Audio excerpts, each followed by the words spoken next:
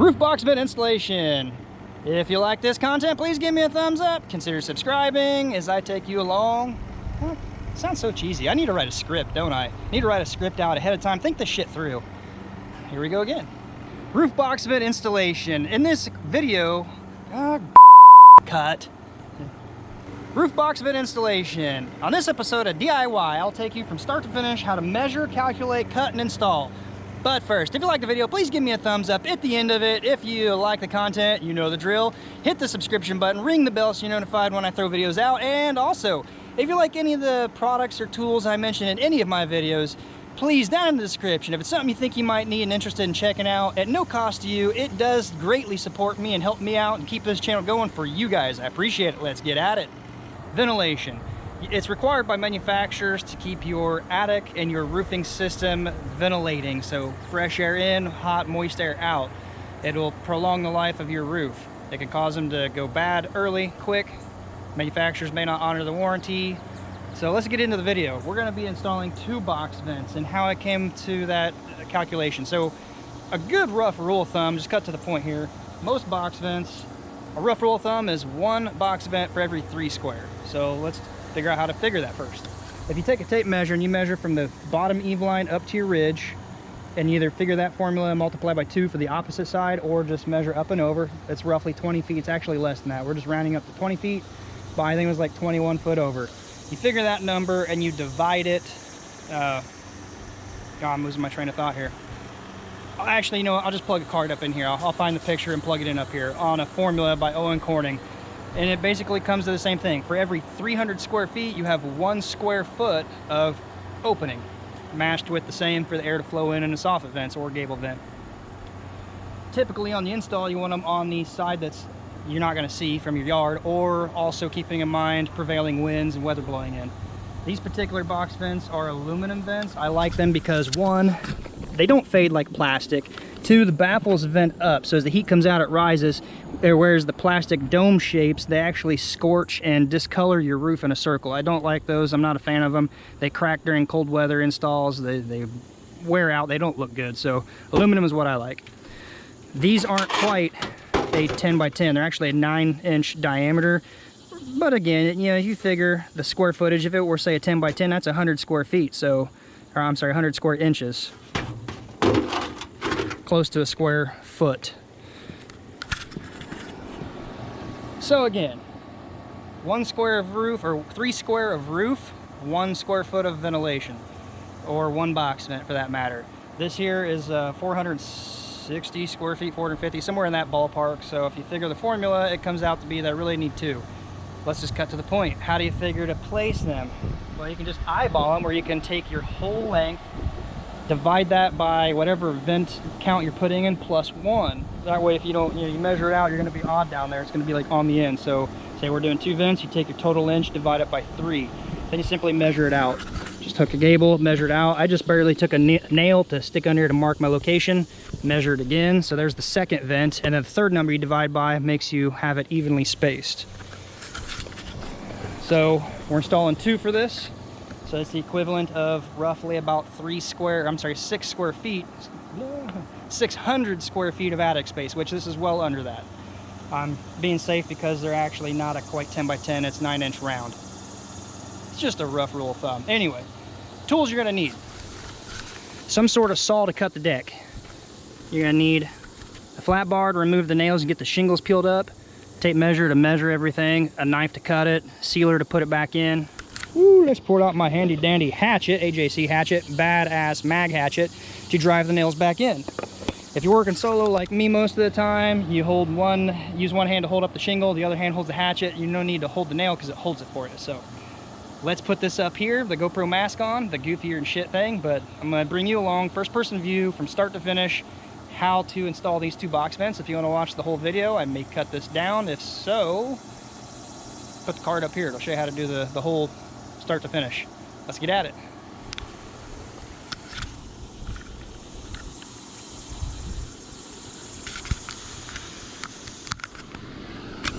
Okay, I've already pre-measured, already explained everything. We are going to get into it. So to install your vent, it's going to go up near the top. find out an area like right here under this shingle's good. It's not going to get into the hip and ridge. You don't want it way down low. You want it near the top. But again, I don't want to go this high because then I'm getting into all the hip and ridge. So get your little center mark close to that. I like using a hook blade, which is down there. We're just going to mark it since it's in my hand. We're just going to put a little mark down this edge here and then transfer that mark into your roof. Let's get my hook.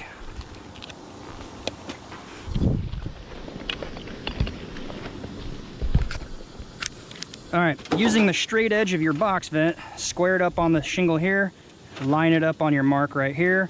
You're gonna cut down these two. I'm gonna let this hang out. You could actually go up higher if you wanted into this shingle, so it's personal preference on where you want to cut. Most important thing is the hole of the vent is over the hole you cut in.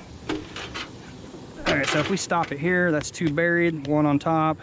I like that. I like that plenty of shingle up under your flange, so we're gonna go with that. Every roofer across the country has his own personal opinion. Cut through two, careful not to cut the one under it. We're done with that marker. Same thing here. Cut across the top.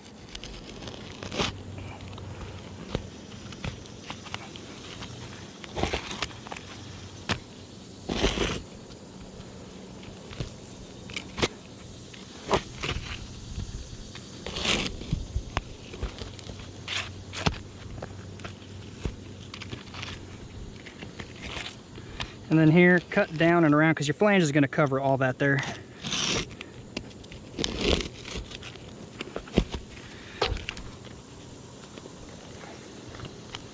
You don't want to use a skill saw and cut into that paper. It'll catch, wind up in your blade and get jammed. It's kind of a mess. So cut that back ahead of time. You're going to need to get all your nails out of the way. Using your flat bar, just get up under there. It's going to be sticky. You don't want to damage the shingle, but you want to split the seal so you can get these nails out. And I'll show you why here in a second. You're going to need to get that flange of that vent shoved under your shingles. Let's go ahead and just take a minute, get these pulled out.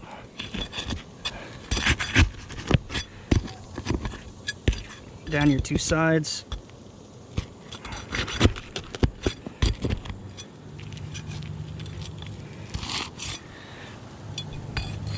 Then I always do a dry fit, whether it's in before you cut your hole or after. Don't forget to cut your hole. You want to make sure it slides in good here. Get it in under all your shingles on top of your paper. Once it's installed, your vent will be, your hole will be under that. We're also just going to kind of note where that hole is. Actually, I think I might want to go up a little bit, so I can just simply cut this here a little higher and shove it up higher, just because I want plenty of shingle flange under in the vent hole. You'd be fine here. The way this would be sealed and the water is not going to go wicking under there to your cut hole. But you can see if you look under there maybe where I need to actually cut that, which would be down to about here. So I need to actually cut it like that. If I'm going to cut the hole here, you imagine where that needs to be installed for this hole to be over your hole. So in that case, it needs to go up quite a bit. Or if I were to bring it down, you need to cut it here. That's what I was talking about earlier. You want to make sure the vent hole is over the hole you're cutting in. Easiest thing to do here,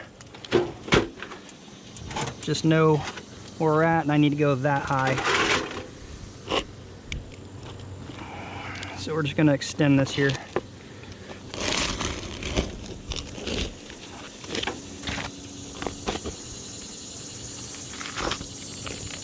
If I get into the ridge vent, ridge cap, I'll just have to go a little higher with the ridge cap. I'm sorry, removing the nails up under the ridge.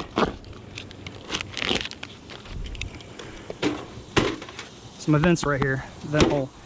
We need to see if we need to pop those nails out now. You don't want to get tar or sealer on there, then shove it up and realize you're catching nails in this row, which, yes, we are just starting to hit there. Looks like I need to peel a nail right there, out of there. That's why I do a dry fit.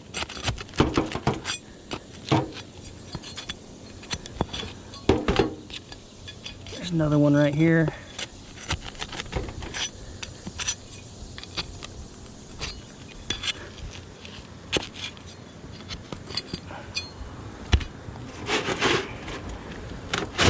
There it is. Okay, so I know my hole is going to be good.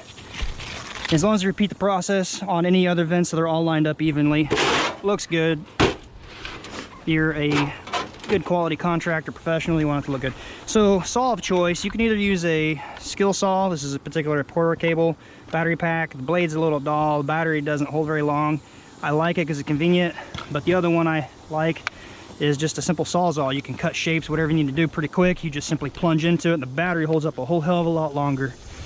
So to show you, because a skill saw you actually have to come in on your lines so when they intersect your blade doesn't cut your shingle, the depth it cuts is less.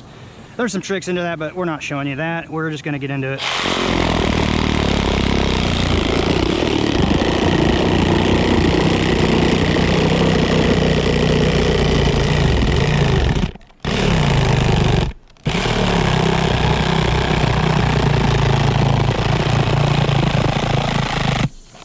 And well, you know, my battery's about dead on this.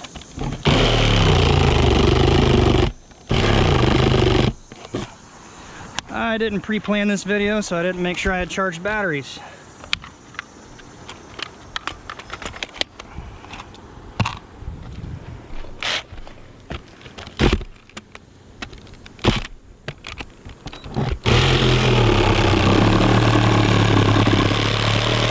There's a truss here, so I'm going to kind of hop up over it.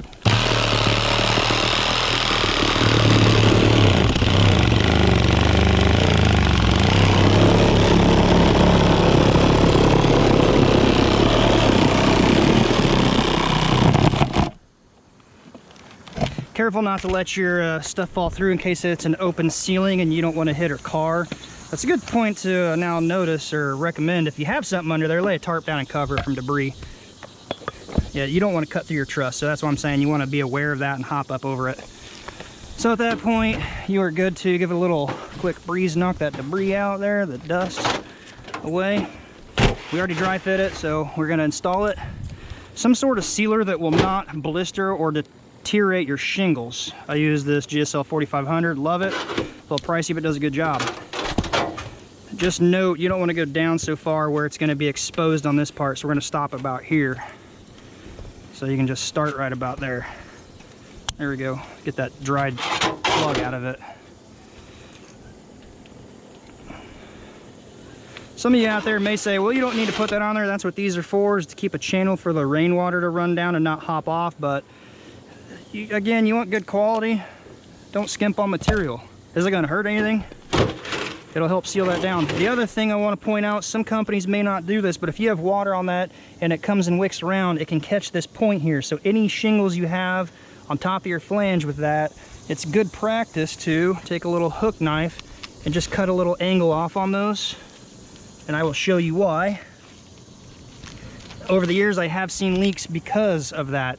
Water hits it. Well, now if water comes down and it hits this, the path of least resistance is going to follow back in onto your flange and not chase this lip off of your flange.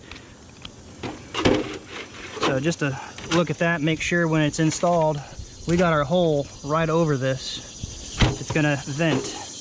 I've seen a lot of homes after the fact where vents have been in, they never cut the damn wood. And if it's a sealed attic, most homeowners don't have any clue that they're getting ripped off and taken advantage of for somebody. Wham bam, thank you ma'am. They're in and out of there and they have taken your money and off. So center it, line it up everywhere. So installing the nails, very simple, mag hatchet. That's why I love this beast. Don't drive it way down on your corner outer edges because water could wick up under. Bring them in just a little bit. But first, start from your bottom center. That way, especially on plastics, you can kind of slightly toe it out and it'll help pull that out and down.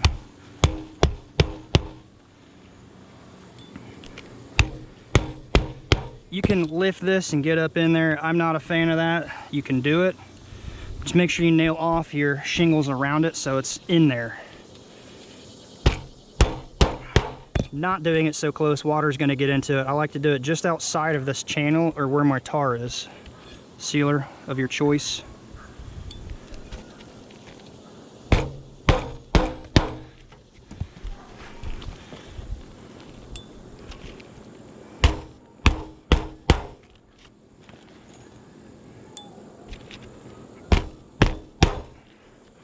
That's pinned down so tight, I'm not going to try to beat a nail in there. I don't want it close to that flange of that tar, and there's all these nails here holding it.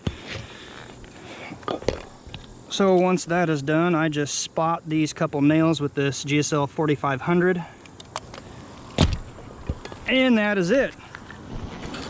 To keep the video short, we're at about 15 minutes. That vent is done. Repeat the process on however many other vents you have on the property, and you're set. If you like the material, that GSL 4500, I'll link it down below in the description where you can pick it up on Amazon, shipped direct to your door. Because not everywhere is going to have that. Typically roofing supply houses, and if you don't have a roofing supply house, guess what? Amazon ships everywhere. So, link down there below. Appreciate it. If you like the video, give me a thumbs up. If you have any questions, comments, concerns, leave them down below, and I'll do my best to get back to every one of you. If you like the video content here, please consider subscribing. Ring the bell so you're notified when I shoot future videos like this for you guys, my faithful viewers. Until next time, be safe and see you then.